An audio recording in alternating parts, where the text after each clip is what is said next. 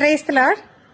കഴിഞ്ഞ ദിവസം ഞാനൊരു റീല് ചെയ്തായിരുന്നു. ഒരു മകളെക്കുറിച്ച് വിലപിക്കുന്ന ഒരു മാതാവ്, ഒരമ്മ. എന്നാൽ അതിനുശേഷം എനിക്ക് 2 ഫോൺ കോളുകൾ വന്നു. അതിൽ ഒരെണ്ണം അമ്മ കാരണം വിലപിക്കുന്ന ഒരു മകൾ.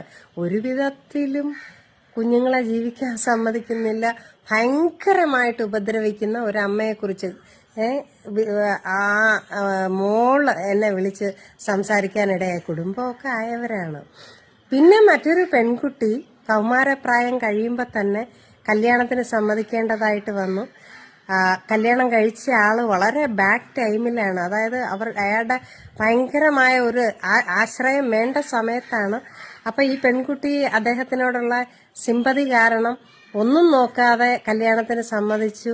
അദ്ദേഹത്തെ ആ മോശ സമയങ്ങളെല്ലാം തരണം ചെയ്തു നല്ല ജീവിതത്തിലേക്ക് കൊണ്ടുവന്നു.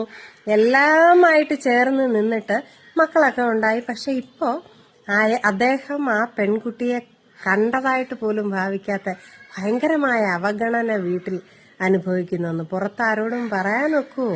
വളരെ എല്ലാരും അറിയുന്ന ഫാമിലിയൊക്കെയാണ്. അപ്പൊ ആരോടും പറയാനൊക്കില്ല. അത് കടിച്ചമർത്തി ആ കുട്ടി ആ വീട്ടിൽ ജീവിക്കുകയാണ്.